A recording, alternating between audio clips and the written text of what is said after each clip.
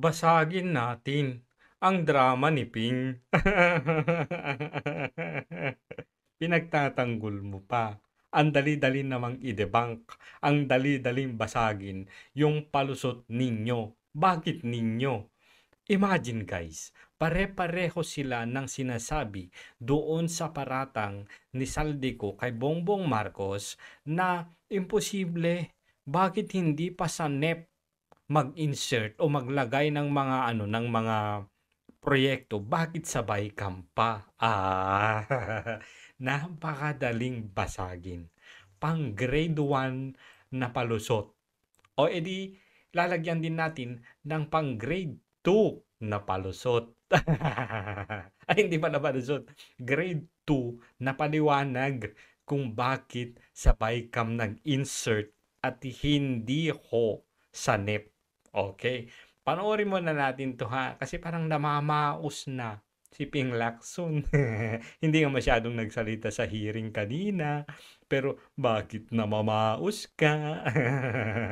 Nagsisisigaw ka ba? Nagtatago ka ba? Ito na nga. Kwento.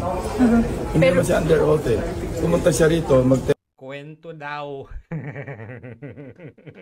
Kwento. Pumunta daw siya para take oath siya at sabihin niya yung statement niya, then yun ang may probative value. Wag ka munang umuwi. Pasakitin mo muna yung ulo nila. Wag. Pumunta ka na lang muna dyan sa embahada ng Pilipinas o kung nasaan ka man. Kung walang embahada, konsulada, pwede ka doon magpanotaryo. Saldi ko. Dati, si Saldi ko, pinapauwi ko din yun. Muwi ka na, baby. Ganon. Bring him back. Pero ngayon, diyan ka muna. Paikutin mo muna ang tumbong ng mga nasa Malacanang. O, tuloy. Pero what do you make of that, sir? At kung totoo si Pangulo talaga yung nag-insert daw, nagpa-insert ng 100 Mahirap million? mag-speculate. Alam Mahirap mag-speculate kasi Pangulo na ang nakataya. Amo ko yun. Mahirap mag-speculate. Pero kapag ka para sa mga Duterte, baka pwede yan, pwede. Ganon. mo, ito ako, kasi alam ko yung kalakaran pagdating sa mga insertions. Hindi na, alam mo yung kalakalan pagdating sa insertion. Anong connection ngayon? Appropriation ka ba? Hindi naman Si Saldi ko, committee on appropriation yung hawak niya Why would, I'm not defending the president, ano? Oh, pwe. I'm not defending the president ka bang nalalaman dyan? Doon din naman tayo papunta, Ping. Kalyado mo, kabagoong Pilipinas mo yan eh. Posible, bakit hindi mo naman i-defend? I-defend mo! Why would we Eto na. insert 100 billion sa BICAM samantalang sa NEP kaya niyang gawin yun eh. Second, Kanito daw. Eto yung palusot ni Ping ha. Imposible daw eh. Kasi pwede naman daw sa NEP niya gawin. Bakit sabay kampa? Tanga! Plausible deniability. Papaliwanag ko sa inyo. Ang NEP, President's Budget. Parati na lang nating naririnig yan. So yun ay proyekto o proposal na budget ng presidente. Mga programa yon ng mga presidente na kinakailangan ng pondo. Ngayon, kung magkabulilyaso yung NEP, kung magkaroon ng iskandalo yung NEP, sino ang unang bubutasan? Pangulo ng Pilipinas. Kasi nga, yun yung presidential's budget. Tumbok na tumbok kaagad si Bongbong Marcos. Walang lusot. Budget mo yan eh. Listahan yan ng mga proyekto mo eh. So, tumbok ka agad. Ngayon, bakit naman pinadaan pa sa BICAM? Sabi ko kanina, plausible deniability. Paano? Kasi hindi naman siya yung proponent doon. Ano yung ibig mong sabihin ko, Shep? Ganito, kunwari, si Saldico, uutusan ni Bongbong Marcos mag-insert ng 100 million. Yun yung claim ngayon ni Saldico. Nagpa-insert siya ng 100 billion pala. Sorry, 100 billion. Ngayon, kailangan nating hati-hatiin yan. Hindi naman po pwedeng isang distrito lang yan mapunta. So ngayon, alam naman natin si Saldico, may insertion na kung hindi ako nagkakamali, nasa 13.5 billion yata. Sabihin na lang natin para mas madali. 20 billion proponent si Saldico. 20 billion. Pangalawa, Romualdez. Proponent din siya. 20 billion. Pangatlo, sabihin na lang natin si Abante. Pero hindi ko sinasabing si Abante, example lang to. 20 billion. Meron ng 60 billion ngayon. And the rest, ganun din ang gagawin. Ngayon, kung magkakabulilyaso yung pondo na yan na in-insert ni Pangulong Bongbong Marcos through sa pamamagitan ng mga congressman, sino ang unang mabubutasan o mapuputukan? Pangulo ba ng Pilipinas? Hindi.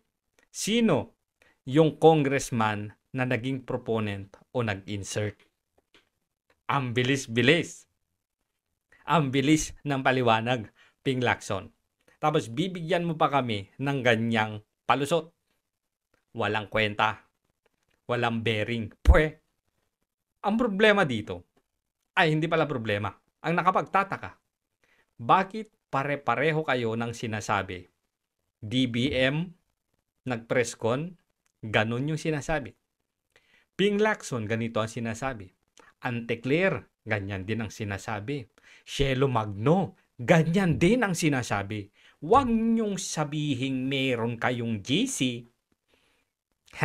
O huwag niyong sabihin na kapag ka nagkabulilyaso,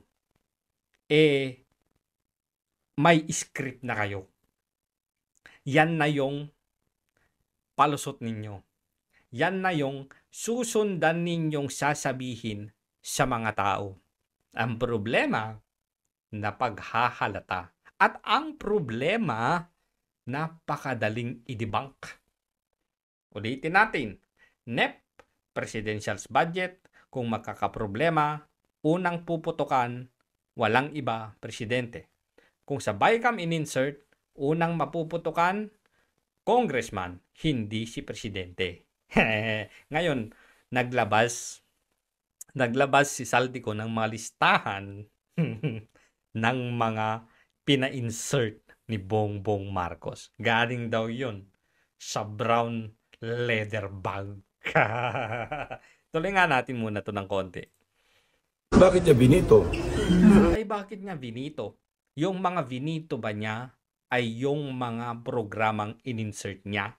Ay, kailangan din nating busisihin yung listahan na yan. Ibangga natin yung mga proyektong binito ni Bongbong Marcos dyan sa mga proyekto na di umano ay pina-insert niya kay Saldico. Bakit niya in-FLR? Oh. So unbelievable, incredible. Anong FLR? Bakit for later release?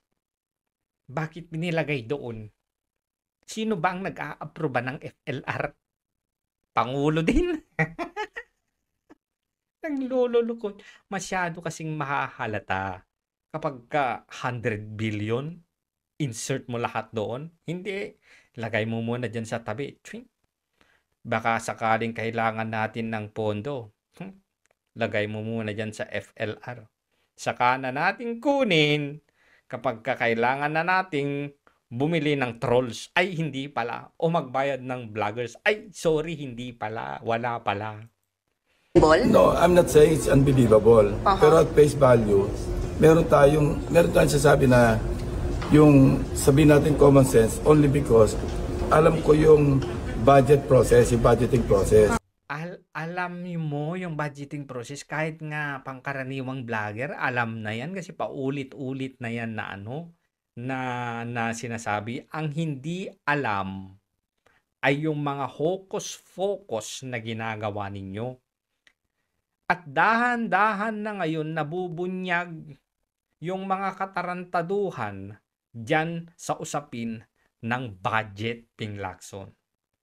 Uulitin ko, para maliwanag, kung NEP, presidential budget, ang puputukan pag nagka-issue, presidente.